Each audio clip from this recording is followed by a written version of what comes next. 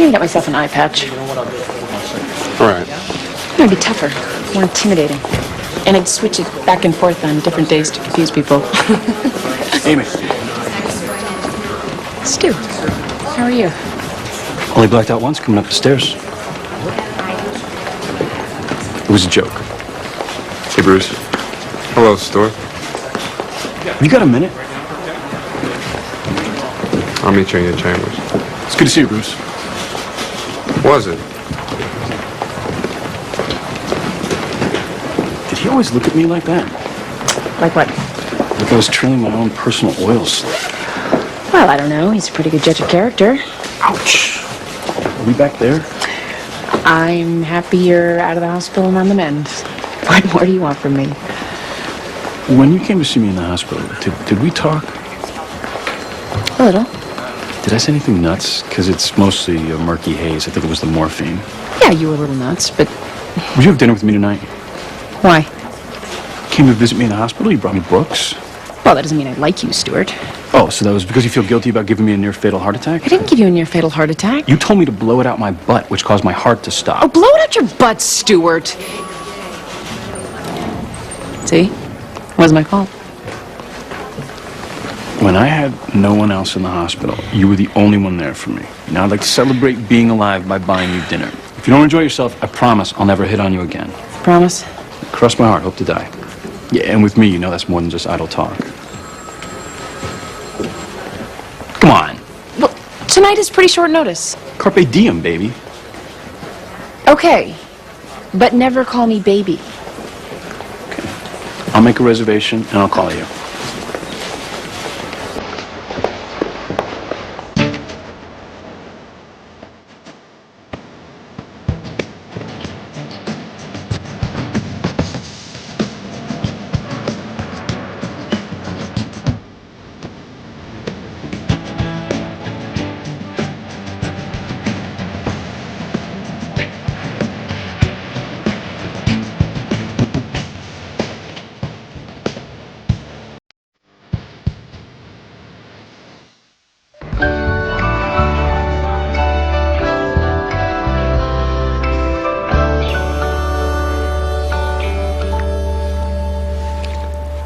This is decadent. Mm-hmm. I mean, the rest of the world is out there scrabbling for a living, and here I am, canoodling with my baby.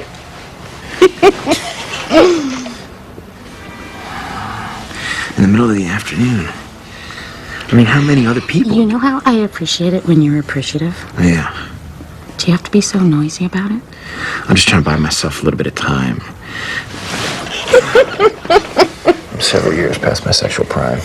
Really?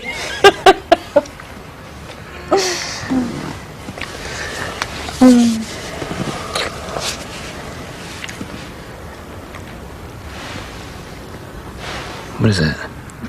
You know perfectly well what that is. No, that. What is that? It's nothing. What time is it?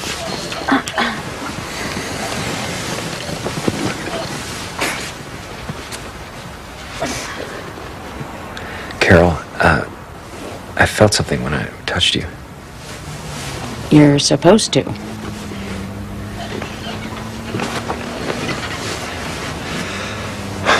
I mean, something in your breast. I'm trying not to use the L word.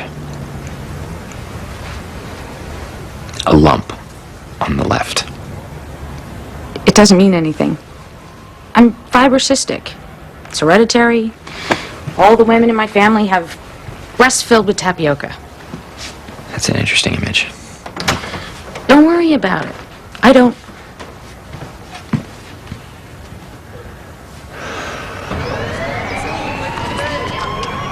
I think it's important to remember how misleading facts can be. I tend to find the facts rather factual, Mr. Hanna. Are you intending to prove that your clients weren't the ones who burst into an authorized after-school activity, hassled the participants, damaged student and school property, and then topped things off with a round of egg throwing? No, Your Honor, but I will put their actions in the proper political context. What might appear to be vandalism was, in reality, a protest against the erosion of the separation of church and state. With eggs? Well, by any means necessary. Jake Flanders and Wallace Reed were deeply disturbed that an overtly religious organization had been given permission to meet on school grounds. As stated, Your Honor, the Live the Lord Club has permission for their meetings, as do more than a dozen other student-operated after-school activities. The object of this particular club being the evangelizing of boys and girls with the gospel of the Lord Jesus Christ. The Supreme Court doesn't have a problem with this. And if it was the I Love Hitler Club, would that be permissible as well? Oh, Mr. Hanna, it is way too early in the morning to play the Hitler card. Mr. Van Exel will give you the particulars of the next meeting.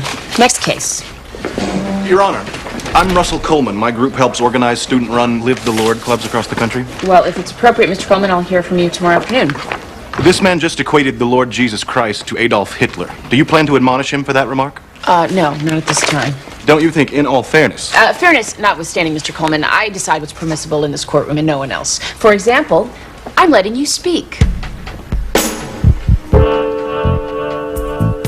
I see. I thought you might.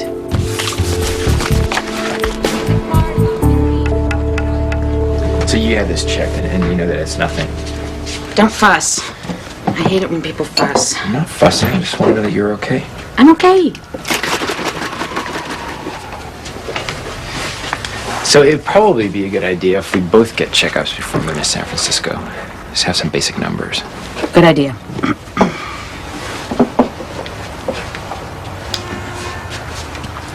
You have a regular doctor.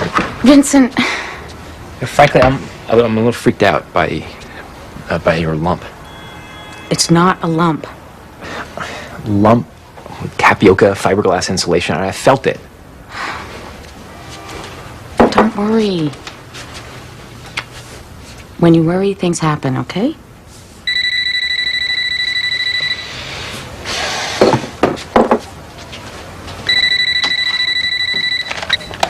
Hello? Well, I'm pretty sure my mother was... All right. No, thanks for calling. I'll be there in 10 minutes. Carol, I gotta go. I'll see you later then. Yeah, okay.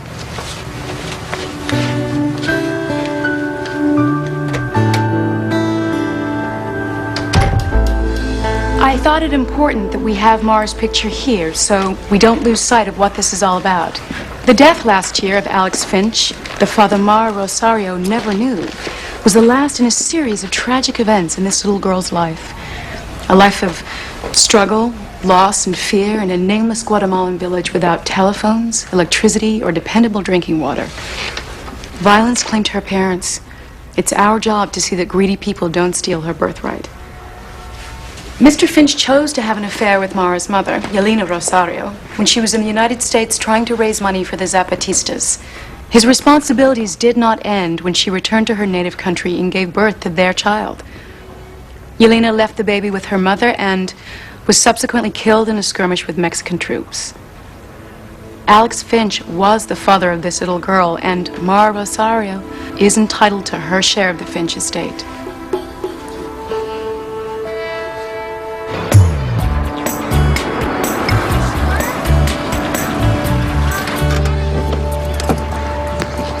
Hey. Sorry, Lauren. You all right? Sure. Were you doing something important when the school called? No, I was finished anyway. Wasn't Grandma supposed to pick you up? Yeah, but I'm happy to see you, Uncle Vincent. I'm happy to see you too, Lauren. You don't come around as much as you used to, because there's awkwardness. Give me your pack. Hey, what am I, the chauffeur? I can't sit where there's an airbag. I'll get crushed in the face. All right. Once we move to San Francisco, we won't have these moments together.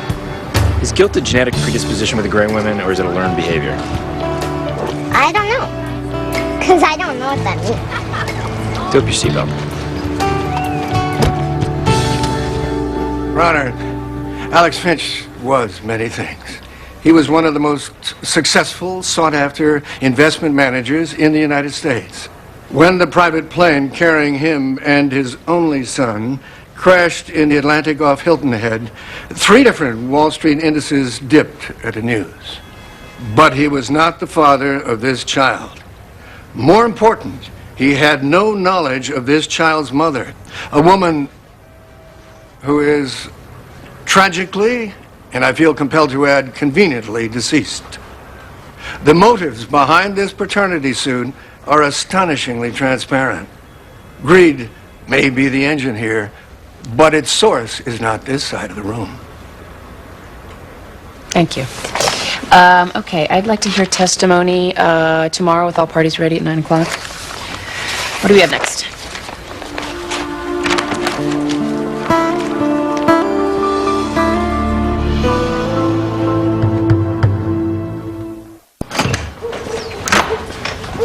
Grandma gets so caught up in her own dunnage.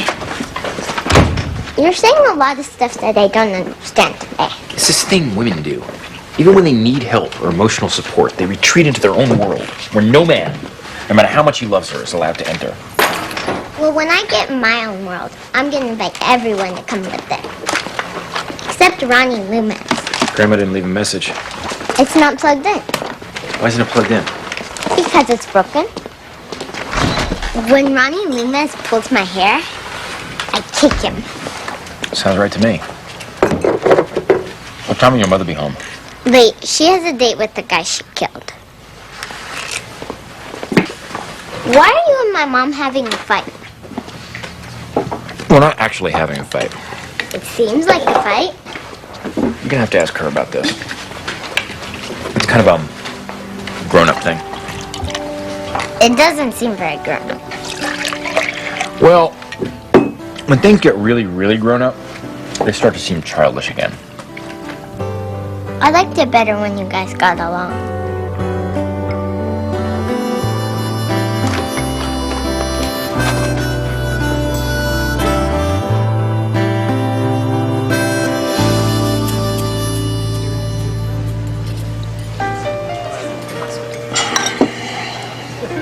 Oh my God, that is so hot. What? The coffee, I'm not allowed to have it anymore. Why not? I had a heart attack. You have a really short memory, don't you? No more caffeine. You don't want to know all the things that can't happen anymore. Apparently, I had too much stress in my life. Who knew? I thought you liked stress. You certainly created enough of it. I did. I love doing stuff other people couldn't handle. I used to be fearless. And now? Now, I'm a little scared. So this heart thing, is it genetic? No, actually, it's something I managed to do all on my own. It's amazing what you can accomplish when you put your mind to it. You've accomplished other things. Yeah, I thought I'd be a member of Congress by now. Well, I don't think any of us is where we thought we'd be. What did you want? I wanted to be the CEO of a large multinational corporation. And what do you think your 19-year-old self would think of you now? That I'd screwed up. Living with my mom. Being a civil servant. Yeah, I'd think I cracked. I couldn't handle the pressure.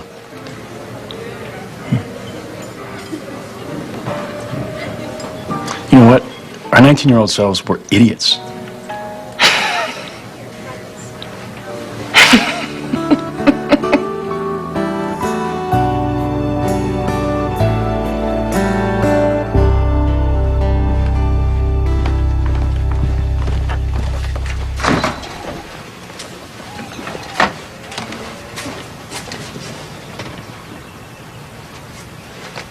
I spent the night. Okay.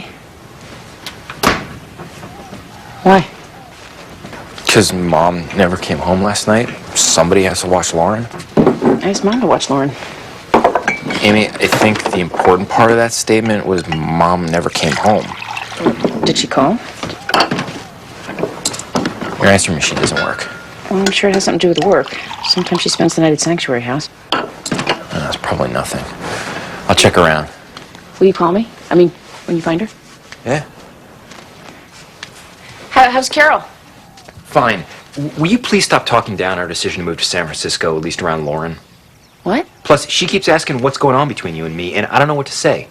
Neither do I. Well, I think it's your responsibility to tell her. Tell her what? Well, it's simple. You hate my girlfriend, and you resent my decision to move away with her. Perhaps you could find some mothery way of explaining that to your daughter. Vincent, she had the school call you.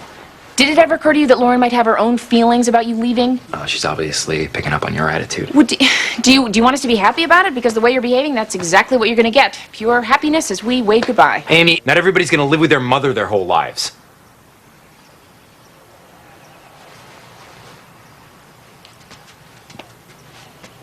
Well, that's just a bit meaner than I actually intended.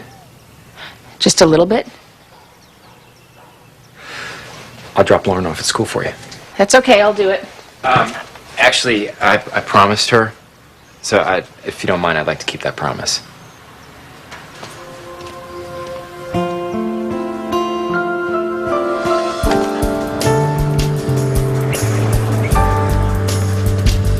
So, you admit you and Jake Flanders disrupted the meeting of the Live the Lord Club.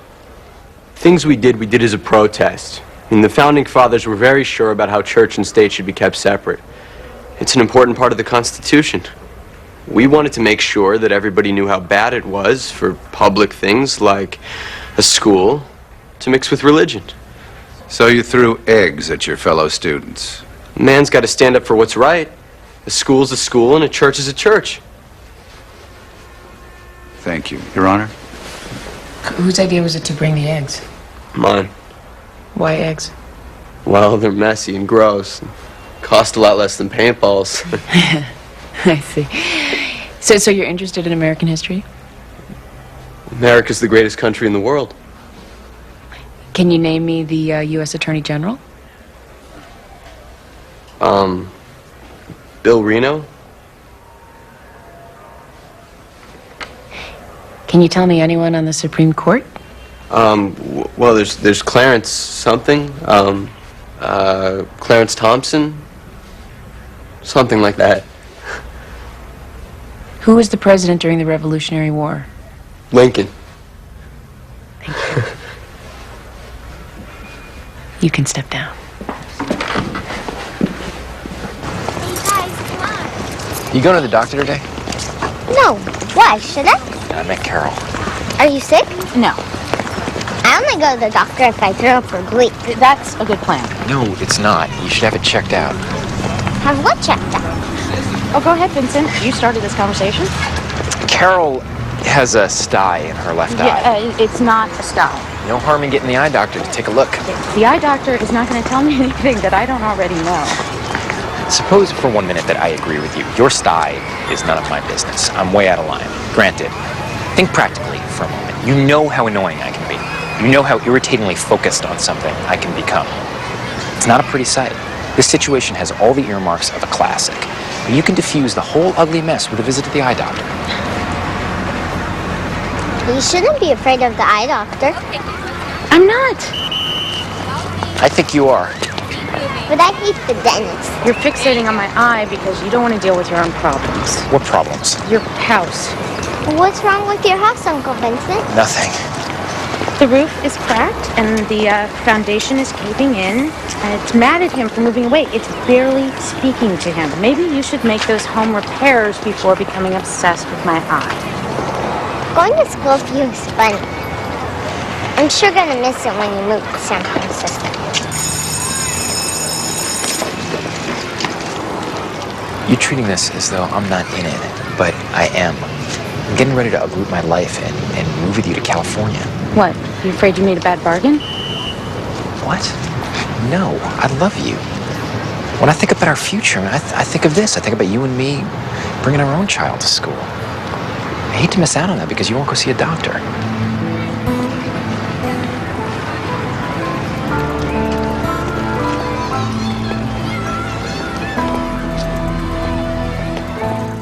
Mrs. Finch, how long had you been married to Mr. Finch at the time of the accident? 18 years. How would you characterize that relationship? In 25 words or less? In whatever words you choose, Mrs. Finch. It was a marriage, with all that that implies. There was occasional stress. Of course there was. People think having money in any quantity means you don't have problems. You still have problems. The scenery's different. That's all.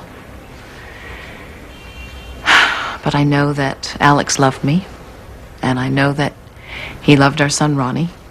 We both loved Ronnie. Mrs. Finch, did your husband ever confess to you any infidelities during your marriage? Yes, in 1988, possibly 89. It was a very difficult time for us. Did your husband ever mention the name of a woman, Elena Rosario? No. So though your husband had been forthcoming in the past, he never indicated that he was having an affair with an illegal immigrant from Guatemala. If he had, I would have remembered. Thank you, Mrs. Finch. Miss Walden. Mrs. Finch, did you ever confide to your husband about your extramarital affairs? Your Honor. Way ahead of you. Ms. Weldon. I'm merely curious if the witness was always as honest as she claims her husband to have been. Bank the fires of curiosity. Can I say something, Your Honor? Of course. I'm not saying Alex was a saint. He wasn't. But if he was going to have an affair, it wouldn't be with a communist from Guatemala. The man raised $100,000 for Bush. Well, clearly he was ambivalent about his politics. He wasn't ambivalent. He was a Republican. He could be as charming as he could be infuriating. Occasionally he could be both at the same time. Often, actually. He was also the most tender, loving man I ever knew. And the most honest. He's gone. So is our child. Now, I do not want to idealize my husband. He would hate that. But I am not going to let people tell lies about him either. Thank you, Mrs. Finch.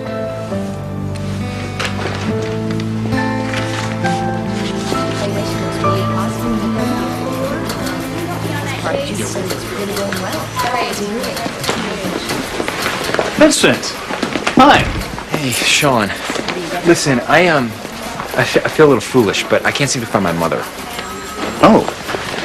I'm sure everything's fine, but yeah, I've been to Sanctuary House, and they haven't seen her, and she didn't come home last night, so... I'm sorry, Vincent, I don't know where Maxine is. But couldn't you page her or something? I've been paging her since yesterday, and she hasn't responded. Which, unfortunately, is not that unusual. She doesn't like to be checked up on. When I saw you, I hoped you might know something. No. You say you already talked to the people at Sanctuary House? Yeah. I think we better find her. Thank you.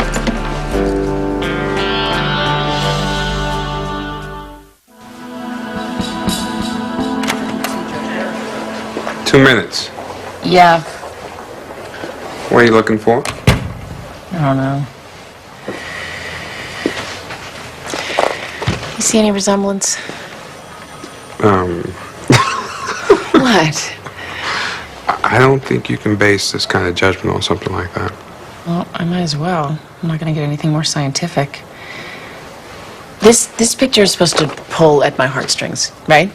That's why Ms. Weldon blew it up so big, so I could look into little Mara's eyes. Well, what do you think? I think Weldon is out of her league and way over her head.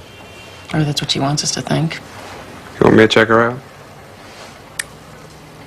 No, I'm just being paranoid, right? Okay. You're gonna be late.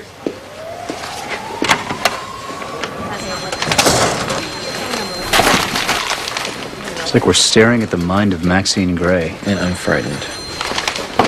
Well, she usually keeps her files with her. In her car.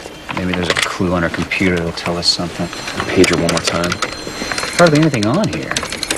Does she even use this thing? Mother lives her life on little pieces of paper. Wait, here's something. She's meeting V for lunch at 1:15 at Teddy's. That was me 2 weeks ago. Now is it okay to be officially worried? Ladies and gentlemen, I need everyone available in the conference room in 10 minutes. Why didn't Maxine pick her up? I don't know. She didn't come home last night either. Could she be with Jared? He's in Europe. No, I wouldn't worry. Not even a little bit. Oh, thanks. Well, I think Vincent would let you know if there was anything to worry about.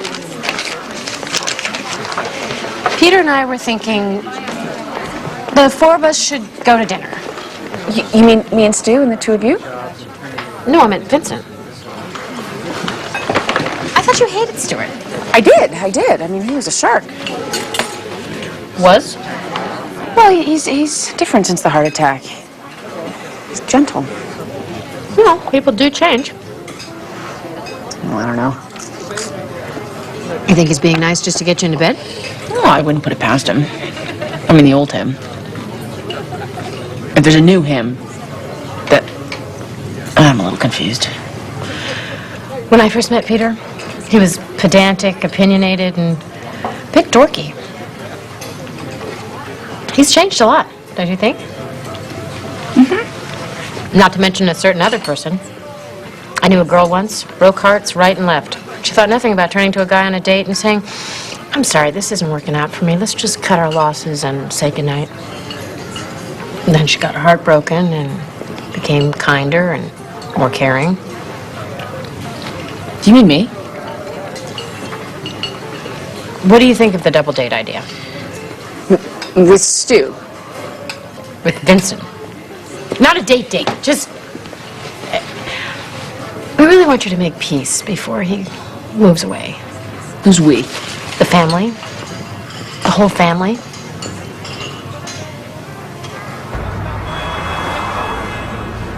Come on, people. Someone in here has to know what Maxine Gray is working on. This is an emergency. She said you'd say that. Listen up. It is about damn time you became more afraid of me than you are of Maxine Gray. Right, look, I'm not trying to check up on her or second guess her. This really is an emergency. She said you'd say that. Fine. You don't want to believe me? This is her son, Vincent. Careful, they might ask to see your ID. Hi. I'm Vincent Gray. I'm Maxine's youngest son. Oh, the one who's moving to San Francisco? The dog groomer. Oh, he used to be a dog groomer. Now he's some kind of writer. See, the thing is, my mother never came home last night. And she left her granddaughter waiting in front of school, which is not like her. So I'm really worried. Please, if you know something, tell us. I'll take all the blame. She might have mentioned a woman named Cyril. Linda Cyril? This is a pretty bad case of domestic abuse Maxine's been working on. Trying to get the woman to leave her husband. Is he dangerous? Yeah. He's dangerous. Jake Flanders and Wallace Reed have admitted their actions. They would, however, like me to consider their motives. I have. Unfortunately, the only motives I can find are petty maliciousness and a thoughtless disregard for others. And while Mr. Flanders and Mr. Reed claim to have acted in the name of the Constitution, this is clearly an attempt to graft some kind of nobility onto the incident after the fact. So, Jake Flanders and Wallace Reed, I am sentencing you to 6 months supervised probation, during which time you will be under an 8 p.m. curfew and not allowed to participate in any after-school activities. You will also apologize to the members of the Live the Lord Club and make any appropriate restitution. And I want you both back here in 2 weeks, at which time you will make separate oral presentations about the Bill of Rights, specifically the separation of church and state. Whoa, we get homework out of this? The cost of liberty is dear, Mr. Reed.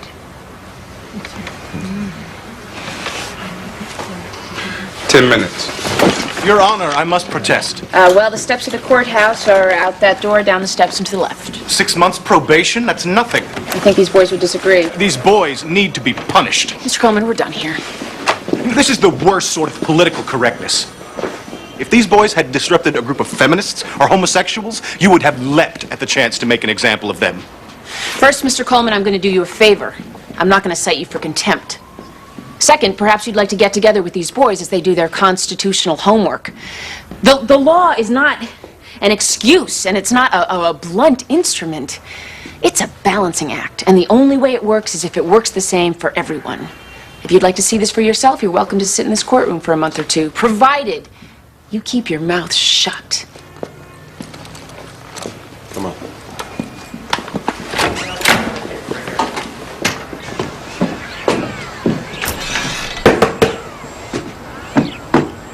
Mr. and Mrs. Cyril, this is Sean Potter from the Department of Children and Families. I'd like to speak with you, please.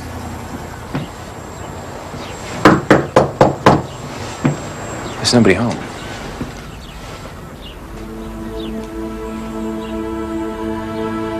Oh my God. This is not a legal entry. Look at this place. Vincent, as an officer of the state of Connecticut, I can't just bust down people's doors. So stay outside. Mom! God, it looks like someone went berserk in here. Maxine! Okay, there's no blood, so that's good. Wait, that's the silver lining? There's no blood? Let me have your phone. Mom! Hello? With the Department of Children and Families. Hello?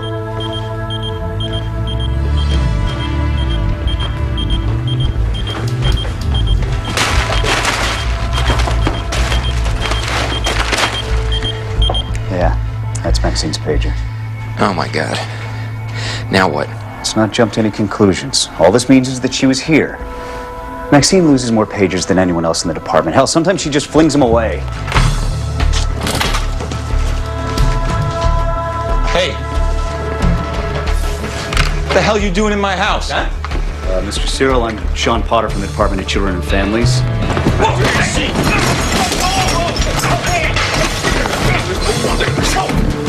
What's your mind? No! We can stop! No! This is her pager. What'd you do to her? You got the wrong guy, pal. All right, just calm down, everybody. Now, what happened to your place? Yeah, okay, that was me, all right? I was pissed. I come home, the old lady skipped on me, so I let out some frustration. You say old lady, you mean your wife? What, she ran out? Yeah. Perhaps if you hadn't been beating her for the last several years, that wouldn't have happened. That's just a helpful hint from the Department of Children and Families. Why don't you get the hell out of here, huh? You can't come in here, I'll sue you. If you hurt my mother. I said get the hell out of here, huh? I'll call the cops. You'll be seeing a lot of cops. You'll be drowning in cops. Keep walking, you punk. Get out of here, punk. Or you want to come back and have a piece of this, huh? You want a little more? Come on!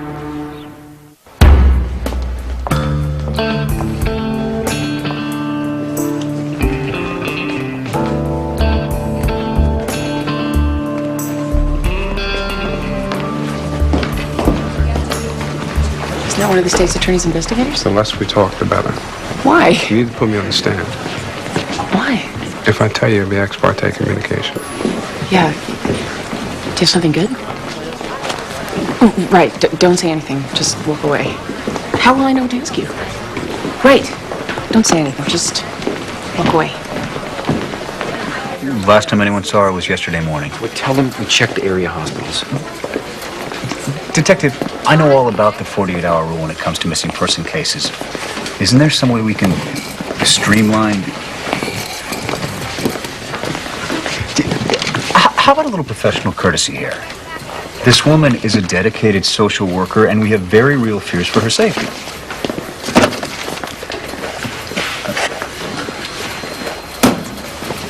Thank you. Officially, it's a rule, 48 hours. And what about unofficially?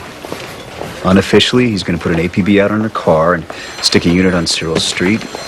When the 48 hours are up, they'll serve Cyril with a warrant and check the house. That's it. That's all he can do?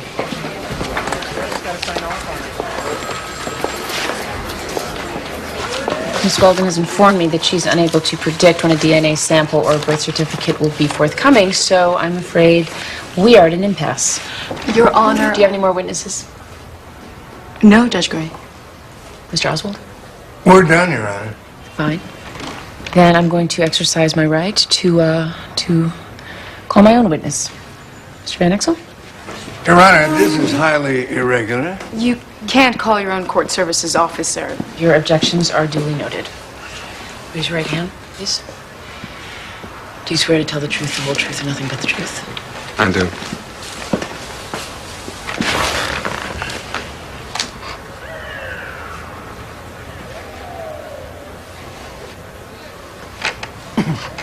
Have you come across information that is pertinent to this case, Mr. Van Exel?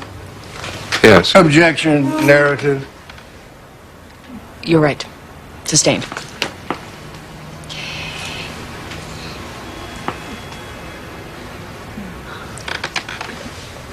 Did you make an independent investigation of this case?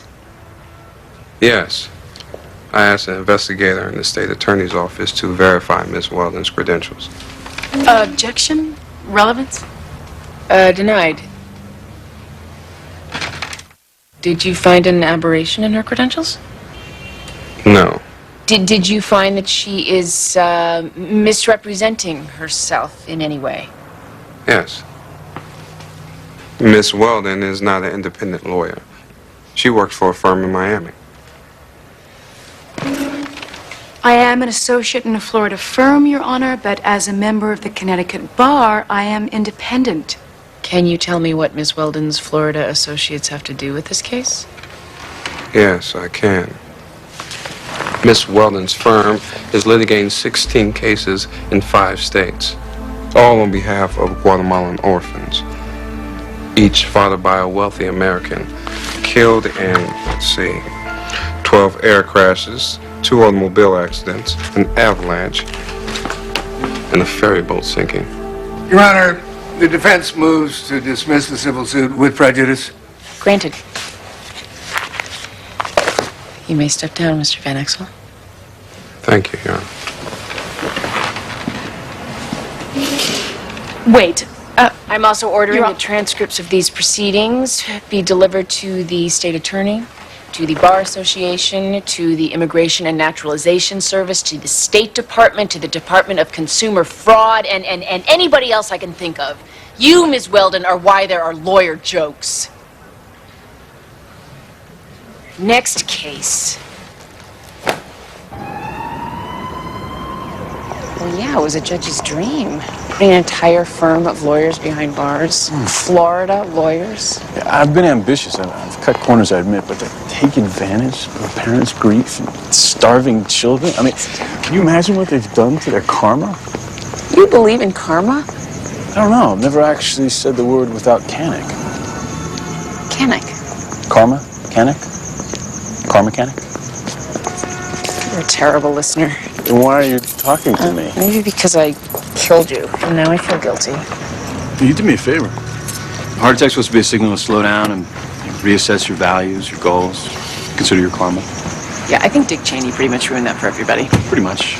I gotta go home. Gotta see if my mom showed up. Right. I mean, not that I'm gonna be sleeping. I'm gonna be balancing my checkbook and watching infomercials now. Because of me?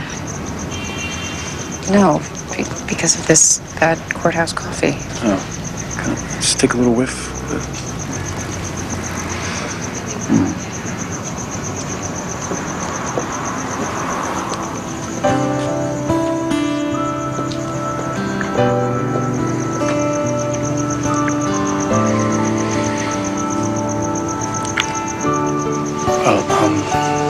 It's time for me to take my blood thinners.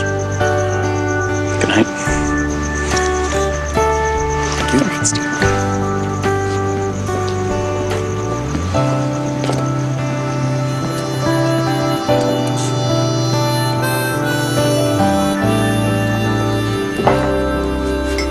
I used to think that I was good at waiting, sitting around.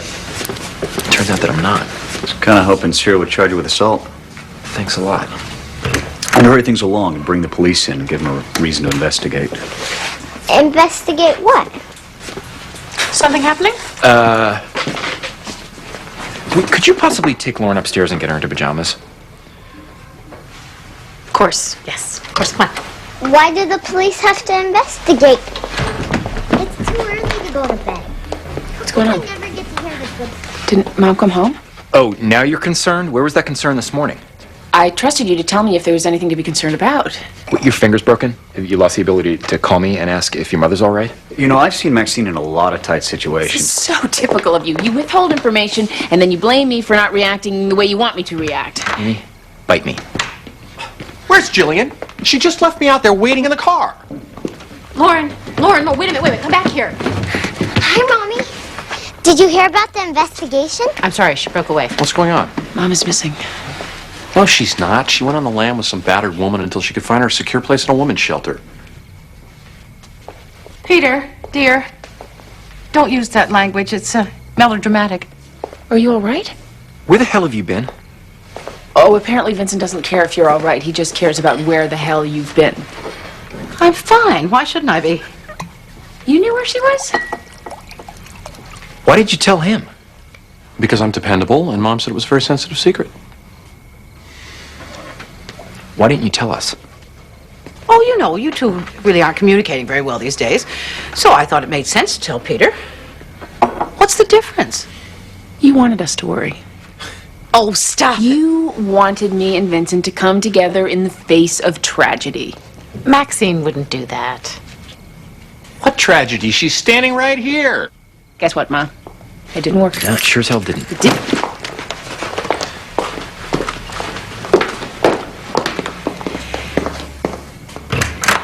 I'm going to bed. Night. Was that the whole investigation?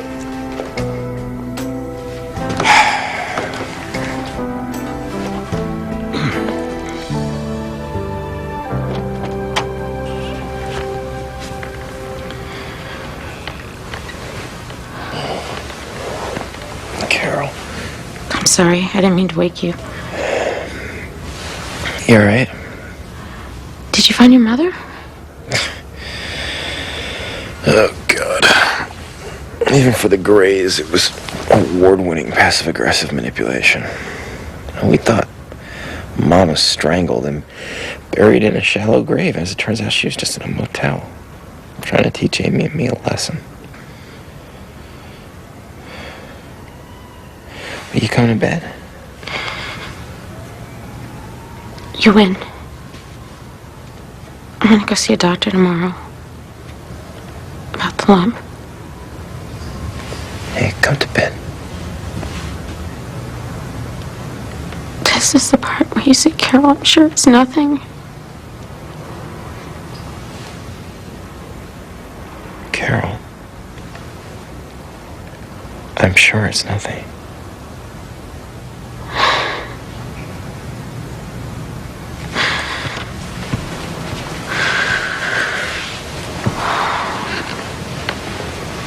Better be nothing. Because if there's anything wrong,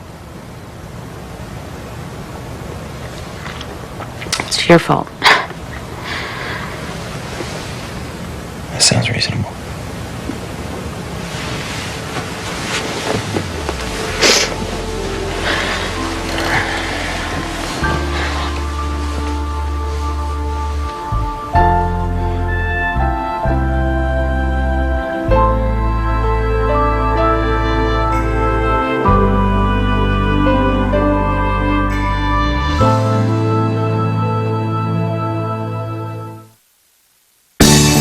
Coming up next on TNT's Prime Time in the Daytime, Amy's relationship with Stuart takes a dramatic turn.